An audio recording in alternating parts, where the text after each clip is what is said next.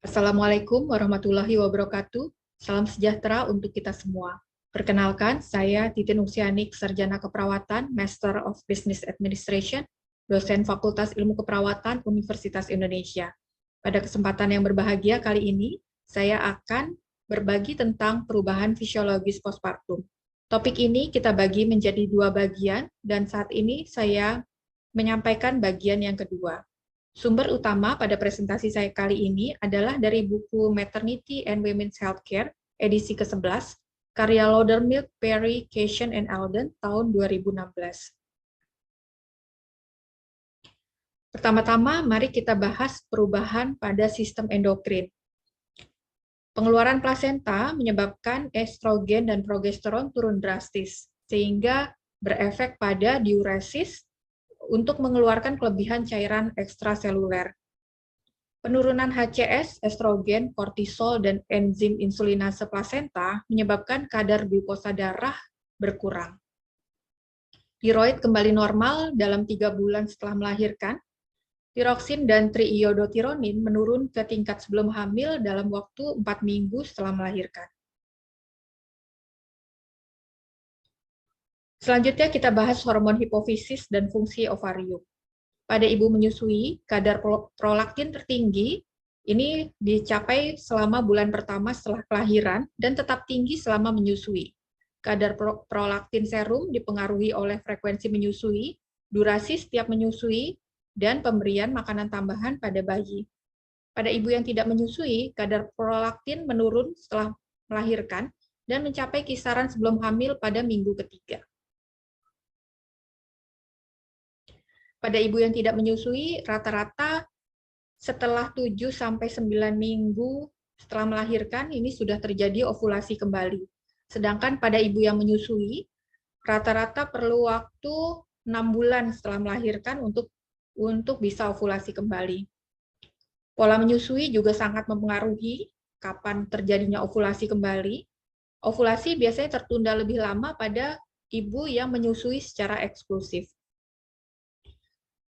Aliran menstruasi pertama setelah melahirkan ini biasanya lebih banyak dan bisa kembali normal setelah 3-4 kali siklus.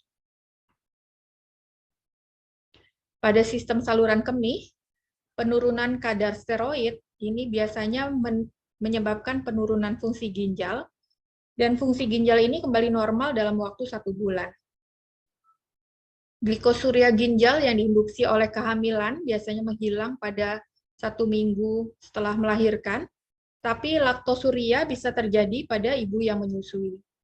Kreatinin plasma biasanya kembali normal dalam 6 minggu setelah melahirkan, dan proteinuria kehamilan ini biasanya sembuh dalam 6 minggu setelah melahirkan.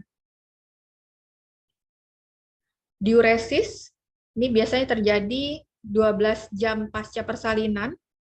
Ini bisa disebabkan karena adanya penurunan estrogen dan proses tubuh untuk membersihkan diri dari kelebihan cairan. Urin biasanya dikeluarkan lebih dari 3.000 ml per hari atau 3 liter per hari selama 2-3 hari pertama setelah melahirkan. Adanya trauma kelahiran, peningkatan kapasitas kandung kemih, efek anestesi, nyeri panggul, laserasi vagina atau perineum, atau adanya luka episiotomi, ini menyebabkan penurunan keinginan untuk berkemih. Sehingga sering terjadi distensi kandung kemih pada ibu postpartum, yang efeknya ini bisa mendorong rahim ke atas dan ke samping dan mencegah rahim berkontraksi dengan kuat. Ini tentu saja meningkatkan risiko perdarahan, sehingga kita perlu memotivasi ibu postpartum untuk selalu mengosongkan kandung kemihnya. Pada sistem gastrointestinal, ini kebanyakan ibu baru melahirkan merasa sangat lapar karena ibu merasa kelelahan dan juga proses pemulihan dari analgesia atau anestesi.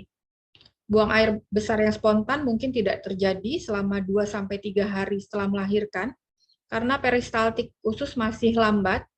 Kemudian mungkin juga ibu kurang asupan makanan atau terjadi dehidrasi. Adanya rasa tidak nyaman saat buang air besar karena ada rasa nyeri, tekan pada perineum akibat episiotomi atau adanya laserasi atau wasir, ini biasanya membuat ibu juga menahan keinginan untuk buang air besar. Kebiasaan buang air besar yang teratur harus dibangun kembali ketika tonus usus sudah kembali normal. Pada sistem kardiovaskuler, terjadi perubahan volume darah karena kehilangan darah selama melahirkan dan cairan ekstravaskuler, yaitu odem fisiologis, ini diekskresikan ya, atau dibuang. Beberapa hari pertama, volume plasma biasanya semakin menurun akibat adanya diuresis. Peningkatan tekanan darah yang sementara bisa terjadi sekitar 5% selama beberapa hari pertama setelah melahirkan. Hematokrit turun selama 3-4 hari setelah melahirkan, kemudian mulai meningkat dan mencapai tingkat seperti tidak hamil pada 8 minggu setelah melahirkan. Pada ibu postpartum juga sering terjadi leukositosis, ini masih dianggap normal, terjadi sekitar 20.000 sampai 25.000 leukositnya per milimeter kubik. Faktor pembekuan dan fibrinogen meningkat selama kehamilan dan nifas. Apabila terjadi kerusakan pembuluh darah dan imobilitas pada ibu, ini biasanya bisa meningkatkan risiko tromboemboli vena. Varises pada kaki dan di sekitar anus atau wasir yang sering terjadi selama kehamilan, ini biasanya berkurang atau hilang pada masa nifas. Pada sistem pernafasan, ini setelah melahirkan, terjadi penurunan tekanan intraabdomen, sehingga menurunkan juga tekanan pada diafragma. Apabila ditambah penurunan aliran darah pada paru, ini menyebabkan compliance dinding dada meningkat. Elastisitas tulang rusuk bisa berbulan-bulan untuk kembali ke keadaan sebelum hamil.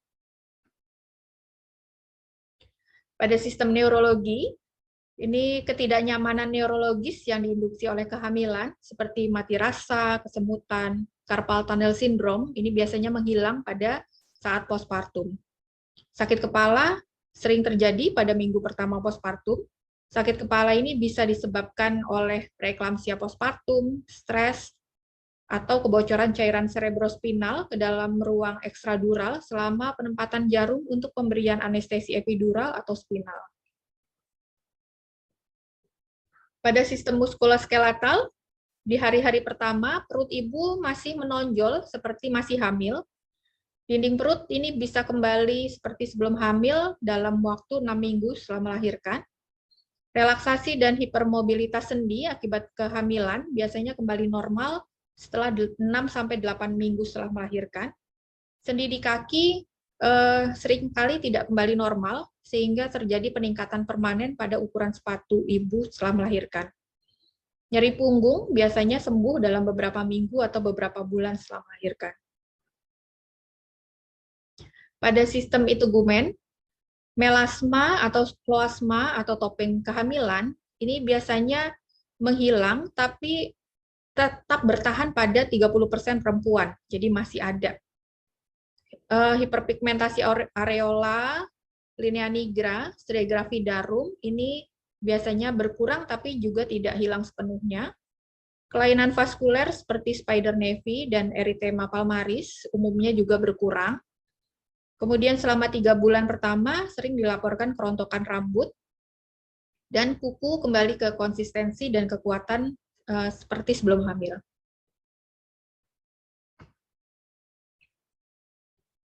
Pada sistem kekebalan atau sistem imun atau limforetik yang pada selama hamil ini sedikit ditekan, berangsur-angsur kembali ke keadaan normal pada ibu postpartum. Nah, rebound sistem kekebalan ini bisa memacu flare-up kondisi autoimun seperti multiple sclerosis atau lupus erythematosus. Demikian yang dapat saya sampaikan. Semoga bermanfaat. Terima kasih banyak atas perhatiannya. Wassalamualaikum warahmatullahi wabarakatuh. Salam sejahtera untuk kita semua.